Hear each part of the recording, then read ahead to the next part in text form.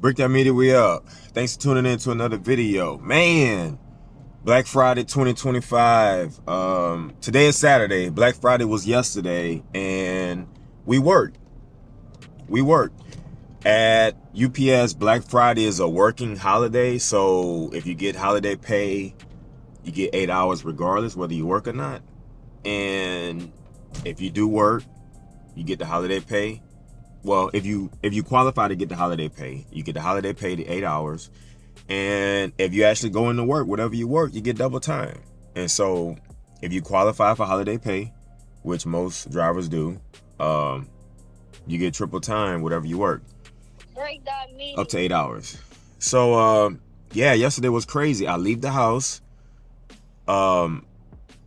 early at 7 o'clock, and I live close to a shopping area where, you know, it's pretty popular. And it was people everywhere at 6 a.m. I'm like, yo. And, you know, I didn't see people walking from their cars. It's like I passed there at 6:30, and like the cars already there parked. Like the parking lot was maxed out. I'm like, where these people come from? So Black Friday is kind of a thing where, you know, stores and retailers, they mark prices down. Maybe I think they do more or less mark up to mark down, but they advertise it as a huge markdown day and a day in order to get the Christmas holiday shopping season started. But in the past few years, it's been marketed as like, hey, it's Black Friday sales early November. You know, they don't even wait till Black Friday, but hey, neither here nor there. But today is Saturday. I'm going into work. It's going to be a time and a half day.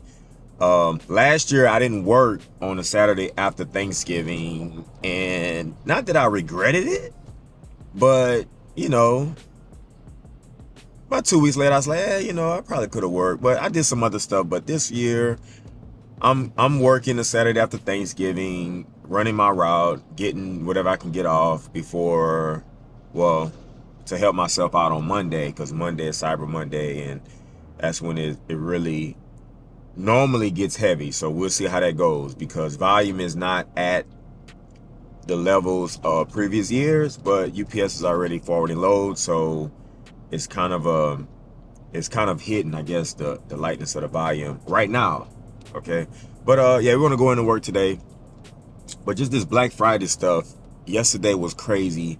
I have some retail on my route, so it was interesting to see the people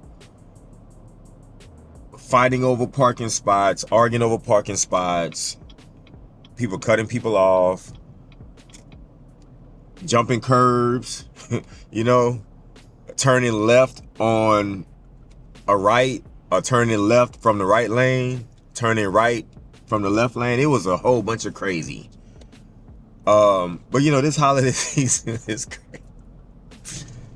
I don't know, but we going in. Okay, so the volume levels, we'll talk more about the volume levels, and I will actually break down to you guys, and I've broken it down before, where the volume is going, because I also heard that FedEx laying off a whole bunch of workers right now. It's kind of a weird time for them to do so, but I heard FedEx is laying off, or did lay off, hundreds of workers.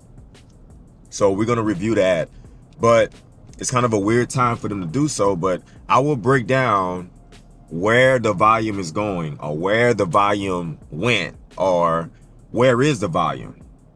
Are people not shopping as much, right? Are other carriers taking the volume? Because in this industry, UPS and FedEx in particular, even USPS, they're struggling with volume levels. So we'll break that down. It's going to be an interesting holiday season.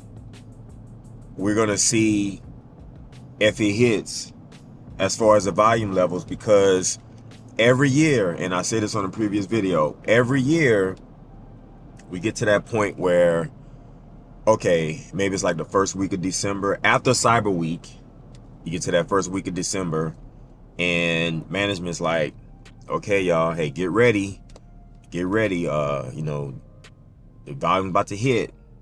The volume's about to hit. If the volume doesn't hit, we might have to cut routes, which, I mean, I get it, you know.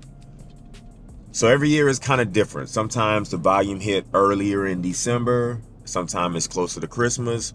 But for the past 4 or 5 years, I have noticed that the week and a half leading up to Christmas, it just wasn't crazy.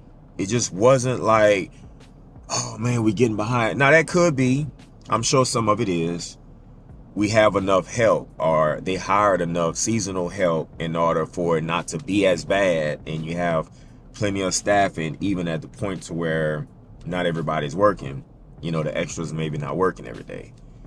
So I get that. I'm sure that's a factor. But like I said, over the past couple years, week and a half before Christmas is not crazy. We're not panicking. You know, it's just not horrible. And, you know, that could be the volume down, or the volume didn't hit as anticipated. You hired way more people than you probably needed, which, you know, that happens. Or it's just well managed. And you have a good team that's taking care of the business, and it doesn't look as bad, which, you know, it's not supposed to look bad. It's not supposed to be like a week before Christmas, oh man, we down bad. You know, it shouldn't be like that. So, you know, it's probably a little bit of everything, but we'll break down where this volume is going, because people want to know. People asking me.